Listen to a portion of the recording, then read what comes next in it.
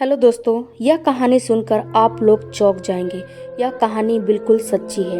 नमस्कार दोस्तों, मेरे गोल्डन लाइट स्टोरी चैनल में आप लोगों का बहुत बहुत स्वागत है। फ्रेंड्स, यह जो स्टोरी है बिल्कुल सच्ची है और इसके नाम बिल्कुल काल्पनिक हैं। पापा पापा मुझे मोबाइल दो ना, मुझे गेम खेलना है। 9 साल की गुड़िया ने अपने पापा से मोबाइल के लिए जिद कर रही थी। बार बार श्याम उसे मना कर रहा था कि नहीं, मोबाइल नहीं मिलेगा। फिर गुड़िया ने अपनी मम्मी के पास गई और अपनी माँ से बोला, माँ देखो ना, पापा मोबाइल नहीं दे रहे हैं। पापा मोबाइल से कोई काम भी नहीं कर रहे हैं, फिर भी मुझे मोबाइल नहीं दे रहे हैं। फिर मंजू ने श्याम पर चिल्लाना शुरू कर दिया कि अरे एक बार की तो बात है, जब बेटी मांग रही है मोबाइल तो उसको दे दो ना, गेम खेल के फिर से वापस कर देगी। गेम खेलने के लिए तो मोबाइल मांग रही है। हमारे पड़ोस के अजय जी का बेटा कितना तेज है, वह देखो तो लैपटॉप भी चला लेता है और मोबाइल का तो मास्टर है। किसी भी प्रकार का मोबाइल हो वह कितना अच्छे से चलाता है और लैपटॉप में तो गेम तक डाउनलोड करता है, कंप्यूटर वगैरह हर चीज़ चला लेता है और उसको इन सारी चीज़ों की इतनी नॉलेज है कि मैं आपको क्या बताऊं। कितना स्मार्ट है अपने पड़ोस वाले अजय अंकल का बेटा। हमारी तो एक ही बेटी है गुड़िया, उसे एक मोबाइल दे दो, मांग रही है तो आप उसे मोबाइल देने से मना मत करो।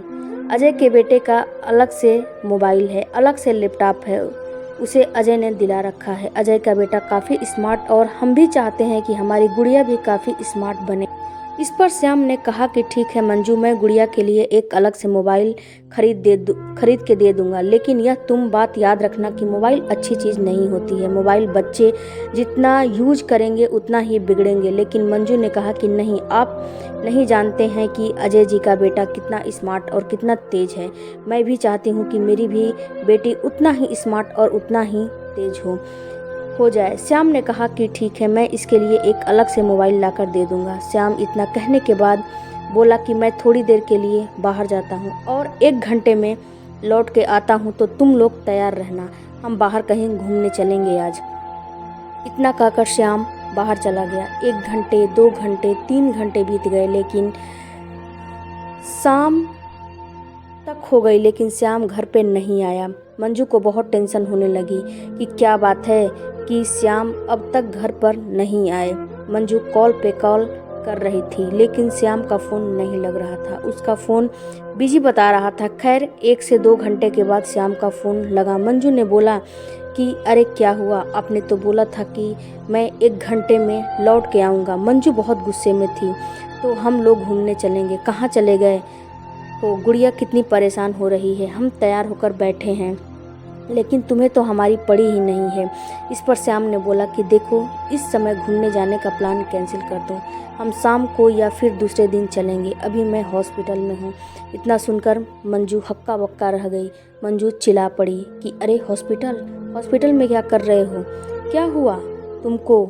श्याम ने बोला, अरे मुझे कुछ नहीं हुआ, मैं बिल्कुल ठीक हूँ, पर मैं तुम्हें अभी कुछ नहीं बता सकता, घर आकर सारी बातें मैं तुम्हें बताऊंगा। मंजू फ़ोन रख दी और जब शाम को श्याम घर पे वापस आया तो मंजू उस पे सवालों का बरसात करने लगी कि हॉस्पिटल क्यों गए थे, क्या हुआ था, किसको क्या हुआ था। इतने में श्याम ने बोला कि अपने सवालों का पिटारा थोड़ा कम करो और बंद करो, अभी मैं तुम्हें कुछ नहीं बता सकता, अभी तुम गुड़िया को खिला पिला कर उसको सुला दो, तो बाद में इस पर बात करते हैं।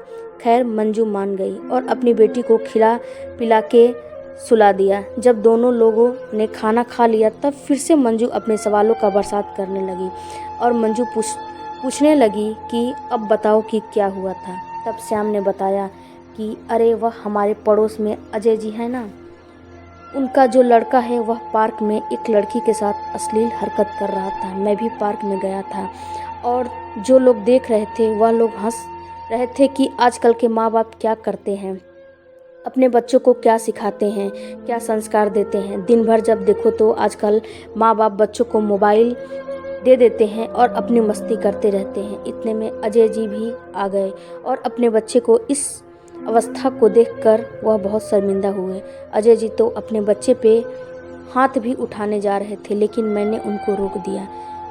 इसके बाद हमने अजय जी को अपनी गाड़ी में लेकर आया और हमने बोला कि इसको एक डॉक्टर के पास लेकर जाना चाहिए कि आखिर इसके मन में, इसके दिमाग में चल क्या रहा है, यह कहाँ से ऐसी हरकत सीख रहा है, यह क्या कर रहा है। अजय जी बहुत शर्मिंदा हो गए थे। हम दोनों ने एक डॉक्टर के पास गए। वहाँ पर जाने के बाद सोनू की बातें सुनकर मेरी तो पैरों तले ज़मीन खिसक गई। सोनू जब बताने लगा कि मेरे पापा बाहर जॉब करते हैं, जब मेरे पापा सैटरडे को घर पे आते हैं तो मेरी मम्मी जल्दी से हमें खिला पिला के जल्दी से सुला देती है और पापा से हमें बात तक करने का टाइम नहीं मिलता है।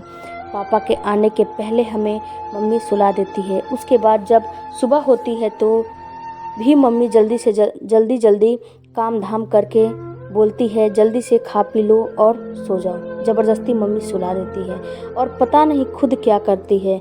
इसके बाद संडे के शाम को पापा फिर से बाहर चले जाते हैं। मुझे बहुत अजीब लग रहा था कि मम्मी ऐसा क्यों करती है।